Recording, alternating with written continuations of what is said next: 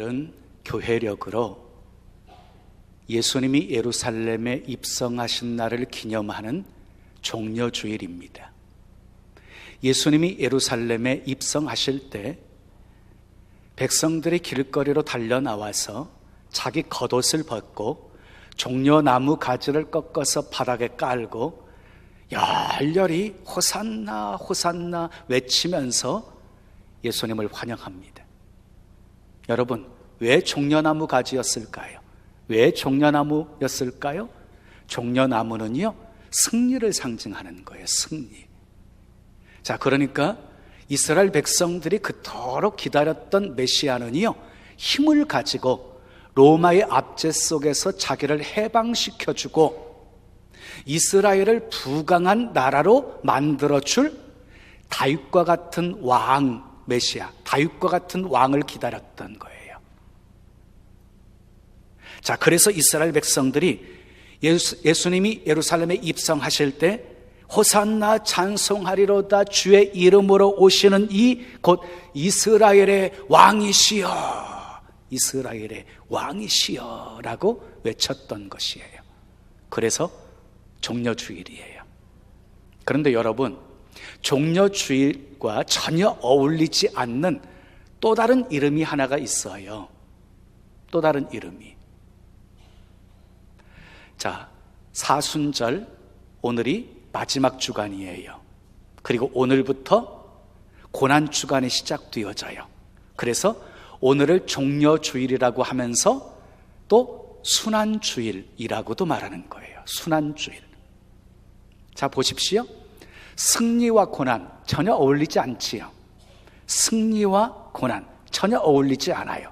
자, 그래서 이스라엘 백성들은요, 예수님을 향해서 호산나 호산나 외치던 그들이 나흘 뒤에는 예수님을 십자가에 못 박아라 하고 외치는 자들로 변해버려요. 자기들이 기대했던 그 메시아가 아니었기 때문이었어요. 여러분, 예수님은 분명 하나님께서 약속하신 메시아입니다. 예수님은 분명 하나님이 약속하신 메시아입니다. 크게 아멘 하십시오. 그런데 예수님은 힘이 아니라, 칼이나 창이 아니라 십자가를 선택하셨어요. 로마 군대들을 이길 수 없어서, 그 힘이 없어서 그런 것입니까? 아닙니다. 자, 그러면 예수님이 예루살렘에 입성하셔서 이기려고 하신 것이 무엇일까요? 예? 예수님이 예루살렘에 입성하셔서 이기려고 하신 것이 무엇이에요? 죄와 사망이에요. 여러분, 죄는 힘으로 이길 수 없어요. 죄와 사망은 칼과 창으로 이길 수가 없어요. 세상 그 무엇 가지고도 죄와 사망은 이길 수 없어요. 그런데 죄와 사망을 이기신 분, 오직 예수님 한 분 계십니다. 죄와 사망을 이기셨습니다. 자, 예수님께서 그러면 어떻게 죄와 사망을 이기셨습니까? 어떻게 이기셨습니까? 십자가로 이기셨습니다. 십자가. 자, 예수님이 맞으신 로마 군대의 채찍에는 뼈 조각과 그리고 쇠 조각이 달라붙어져 있었어요. 그러니까 한번 채찍질 할 때마다 막 살갗이 찢어지고 막 살점이 떨어져 나갔어요. 그리고 모세혈관이 터지고, 그리고 심지어는요, 자, 정맥, 동맥까지 터져서 심한 경우에는 목숨까지 잃었습니다. 그리고 십자가에 못 박혀 매달리잖아요. 자, 손과 발에 십자가에 못 박혀 매달렸어요. 그러면은요, 모든 몸의 체중이 다 못에 찔린 그 손과 발에 찔린 그 발목 쪽으로 다 쏠리는 거예요. 그래서 막 살이 찢어지고 뼈가 부러지는, 그 고통은 이루 형언할 수가 없는 고통이었어요. 그래서 십자가는 당시에 가장 잔인하고 가장 수치스러운 형벌이었습니다. 그래서 로마 시민권을 가지고 있는 사람들에게는 십자가형이 처해지지 않았어요. 노예들이라든지 최하층 범죄자들에 대해서만 십자가형이 처해졌어요. 그래서 여러분, 바울은 로마 시민권을 가지고 있었기 때문에 십자가형을 받은 것이 아니라 참수형을 당한 거예요. 자, 예수님은 하나님이십니다. 예수님은 하나님이십니다. 예수님은 영원 전에도 계셨고 영원까지 계시는 분이십니다. 예수님은 죄가 없으십니다. 사망도 없으신 분이십니다. 그런 예수님이 무엇 때문에 이 세상에 오셔서 그런 고통과 수치와 저주를 받으셔야만 했던 것입니까? 우리 때문입니다. 우리 때문입니다. 자, 우리를 죄와 사망에서 구원하시기 위해서 우리 주님이 이 땅에 오셔서 그런 고난을 받으신 것입니다. 자, 오늘 본문을 기록한 이사야 선지자는요, 주전 8세기에 활동했던 선지자였어요. 예수님이 오시기 전 700년 전에 활동했던 선지자였어요.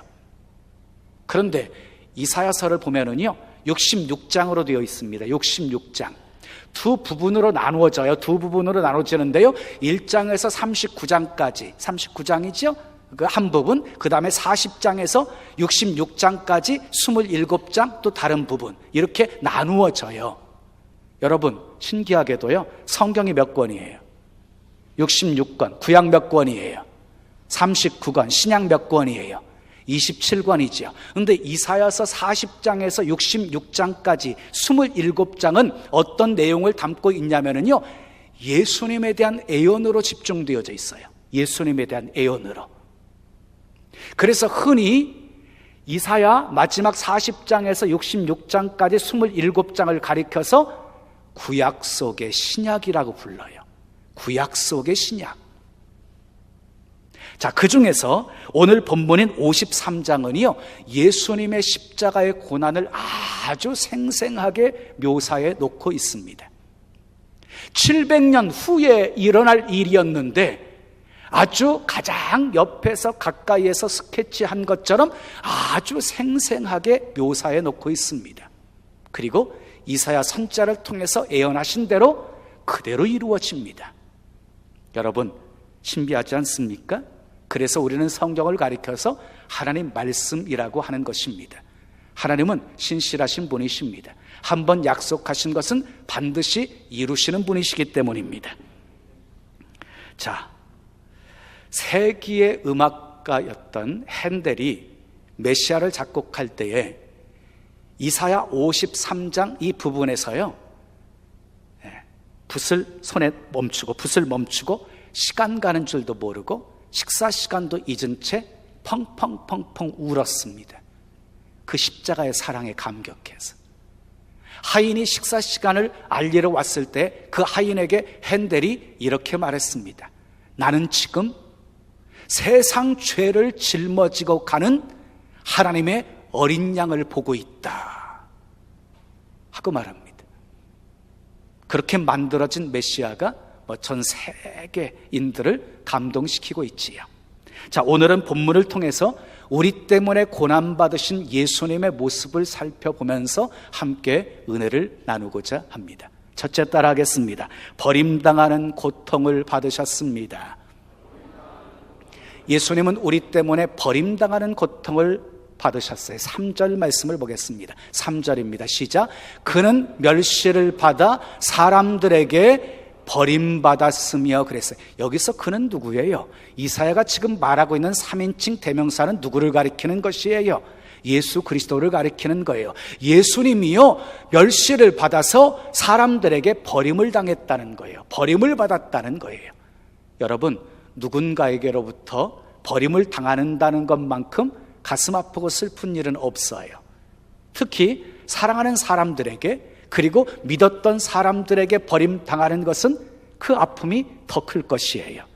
자, 예수님은 죄 없이 사람들로부터 버림을 받으셨습니다. 그것도 아주 치욕스럽게 버림을 받으셨습니다. 빌라도가 예수님에게서 죄를 찾을 수가 없었어요. 그래서 예수님을 살려주고 싶었어요. 근데 선택을 백성들에게 돌려요. 내가 너희들에게 예수를 풀어주랴, 아니면 살인 강도 바라바를 풀어주랴. 그러면 이 빌라도 입장에서는요, 예수를 풀어달라고 말할 줄로 알았던 거예요.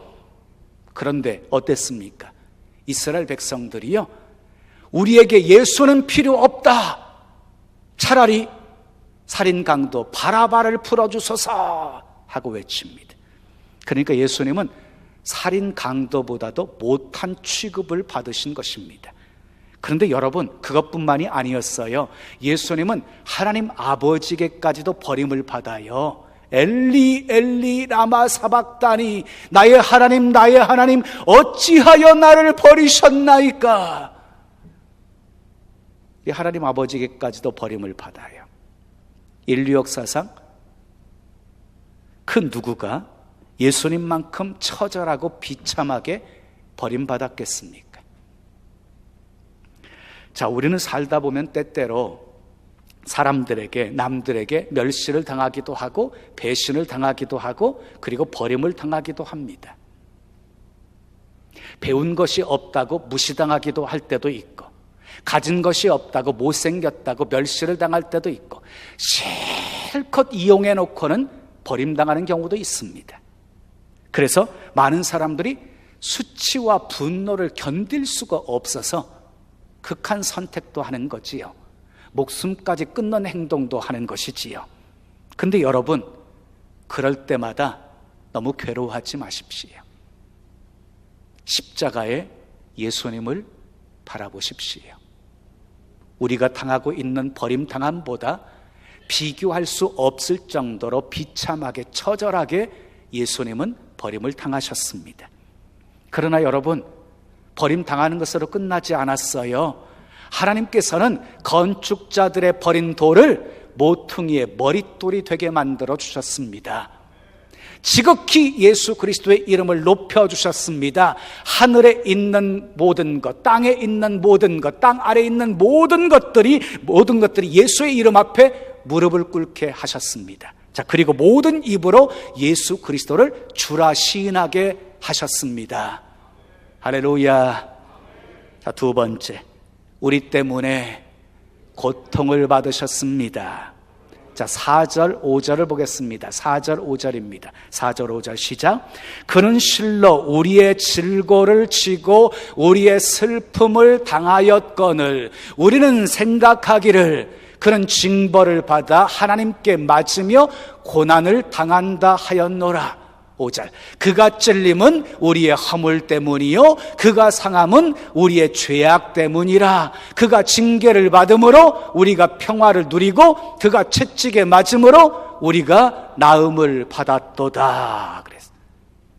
여러분, 이 두 구절 속에요, 우리라고 하는 말이 자그마치 7번이나 나와. 7번이나.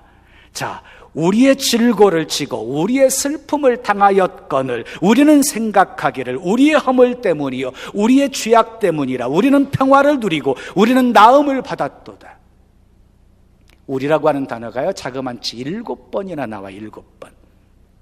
여러분, 예수님은 죄가 없으십니다. 예수님은 아무런 잘못도 하지 않으셨습니다. 실정법을 위반한 일도 없고 도덕률을 깨트린 적도 없고 파렴치한 행동을 하신 일도 없습니다. 그런데 주님은 십자가에 죽으셔야 했습니다. 그 이유를 4절 5절은 우리 때문이다 이렇게 말씀하고 있어요. 우리 때문이다. 자, 우리 허물 때문에 찔리셨고 우리 죄악 때문에 상하셨고 우리 때문에 징계를 받으시고 채찍에 맞으셨습니다. 그 다음에 이어지는 6절 말씀을 보겠습니다. 6절입니다. 시작. 우리는 다 양 같아서 그릇 행하여 각기 제 길로 갔거늘 여호와께서는 우리 모두의 죄악을 누구에게? 그에게 담당시키셨도다 그랬어요. 자, 이 말씀을 보시면 우리가 누구와 같다는 거예요? 우리 인간들이 누구와 같대요? 양과 같대요. 양과. 우리 인간은 양과 같대요. 여러분, 양은 굉장히 온순한 것 같으면서도요 아주 고집이 세고요. 예? 예. 그리고 고집이 셀 뿐만 아니라 미련까지 합니다. 그게 양입니다. 눈이 별로 좋지 않아서 멀리 내다보지를 못합니다. 그러니까 목자의 돌봄이 없이는요 그냥 제 멋대로 각기 제 길로 가는 거예요. 그게 양이에요. 그게 양. 그런데 우리 인생이 바로 양이래요. 양. 그래서 죄인인 거예요. 그런데 하나님께서 우리 무리의 모든 죄악을 누구에게 담당시키셨다는 거예요? 예수님에게 담당시키셨다는 거예요. 이것을 신학적인 용어로요, 대속이라고 하는 거예요. 대속. 다시 말해서 우리가 치루어야 될 모든 대가를 다 주님이 치르게 하셨다는 거예요. 그게 대속이에요. 대속. 그래서 사도 요한은요, 예수님을 보면서 이렇게 외쳐요. 보라, 세상 죄를 지고 가는 하나님의 어린 양이로다. 이렇게 외친 것이지요. 여기서 우리가 확인해야 될 것이 있습니다. 우리가 누구냐는 거예요. 우리는 바로 나입니다. 나. 아멘 하십시오. 예수님은 나 때문에 고통을 받으셨습니다. 예수님은 나의 죄를 대신 담당하시고 십자가에 죽으셨습니다. 그렇습니다. 예수님 나를 위해서 십자가를 지셨고 나를 위해서 십자가에 죽으셨습니다. 내가 생각으로 짓는 죄, 마음으로 짓는 죄를 용서해 주시기 위해서 예수님 가시면류관 쓰셨고, 내 손으로 짓는 모든 죄를 다 용서해 주시기 위해서 두 손 못에 박히셨고, 가서는 안 될 곳을 가면서 죄를 짓는, 우리 발로 짓는 죄를 용서해 주시기 위해서 두 발 못에 박히셨고, 우리 몸으로 짓는 모든 죄를 다 용서해 주시기 위해서 옆구리에 창을 맞으셨습니다. 예수님은 우리가 치러야 될 모든 죄의 대가를 대신 치루어 주셨습니다. 그러므로 어떤 죄를 지었다 할지라도 회개하고 예수 믿으면 모두 다 사함 받습니다. 세 번째, 마지막 따라 하겠습니다. 견디기 어려운 고통도 참고 침묵하셨습니다. 4절을 보면은요, 질고를 지고 슬픔을 당했다고 했고, 5절을 보면 찔렸고 징계를 받았고 채찍에 맞았다고 했고, 7절을 보면 곤욕을 당했다고 했고, 8절을 보면 신문을 당하고 끌려갔다라고 했습니다. 여러분, 죄를 지어서 매를 맞고 고통을 겪고 창에 찔리고 신문을 당하고 끌려갔다면 할 말 없는 거지요. 죄를 지어서 그런 거니까. 그러나 예수님은 잘못한 것이 하나도 없습니다. 그런데 온갖 수모, 멸시, 천대, 고통 다 겪으셨습니다. 누구 때문입니까? 나 때문입니다. 대부분 사람들은요, 두 가지 경우에 화를 내거나 난폭해집니다. 첫째, 자존심 건드렸을 때. 자존심 상하잖아요? 부부 사이에도 싸우고, 형제 사이에도 싸우고, 친구 사이에도 싸웁니다. 또 한 가지는요, 억울한 누명을 썼을 때 사람들 가만 못 있습니다. 소리치고 덤비고 싸웁니다. 그런데 예수님 지금 어떻게 하고 계십니까? 가시관과 목과 그리고 창에 찔리셨습니다. 멸시와 조롱을 받고 계십니다. 무거운 십자가를 지고 갈보리 언덕길로 올라가실 때 로마 병정들이 채찍으로 때리고, 그리고 시민들은 침을 뱉었습니다. 거기다가 다 발가벗긴 채 십자가에 매달아 놓고 말할 수 없는 수치와 그리고 자존심을 자극했습니다. 그런데 예수님은 아프고 괴롭고 억울하고 자존심이 상해도 침묵하셨습니다. 7절을 보겠습니다. 7절입니다. 시작. 그가 곤욕을 당하여 괴로울 때에도 그의 입을 열지 아니하였음이며 그랬어요. 그 다음 읽으세요. 시작. 마치 도수장으로 끌려가는 어린 양과 털 깎는 자 앞에서 잠잠한 양같이 그의 입을 열지 아니하였도다. 여러분, 곤욕을 당하면서도 입을 열지 않았어요. 도살장으로 끌려가는 양처럼, 털을 깎을 때 잠잠한 양처럼 우리 주님은 침묵하셨어요. 우리를 구원하시기 위해서 끝까지 침묵하신 거예요. 자, 결과가 어떻게 되었습니까? 예수님은 우리 모든 죄의 문제를 해결해 주셨습니다. 그리고 우리에게 평화를 얻게 하셨습니다. 그리고 나음을 얻게 하셨습니다. 5절 말씀 다시 보겠습니다. 시작. 그가 찔림은 우리의 허물 때문이요 그가 상함은 우리의 죄악 때문이라. 그가 징계를 받음으로 우리는 평화를 누리고 그가 채찍에 맞음으로 우리는 나음을 받았도다. 자, 예수님이 징계를 받으심으로 우리가 평화를 누리게 되었고 예수님이 채찍에 맞으심으로 우리가 나음을 입게 되었습니다. 서머학교의 감독이었던 폴리갑 감독이 86세에 순교를 당합니다. 처형했던 총독이 기회를 줘요. 네가 하나님 모욕하면 살려주겠다. 그랬더니 폴리갑이 이렇게 말합니다.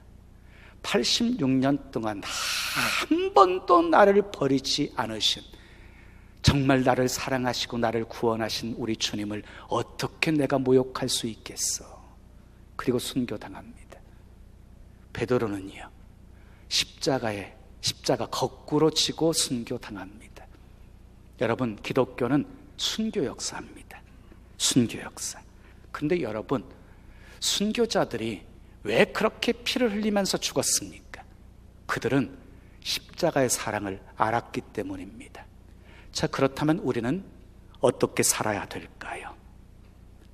한시도 우리 때문에 고난받으신 주님의 사랑을 잊으면 안 됩니다. 우리 기독교에는 두 가지 성례가 있습니다. 세례와 성찬입니다. 세례는 죄 씻음 받고 그리스도와 연합된다 하는 의미에서 세례를 받습니다. 평생 한 번 받으면 됩니다. 근데 성찬은요, 주님 오실 때까지 계속되어지는 행사입니다. 그게 성찬입니다.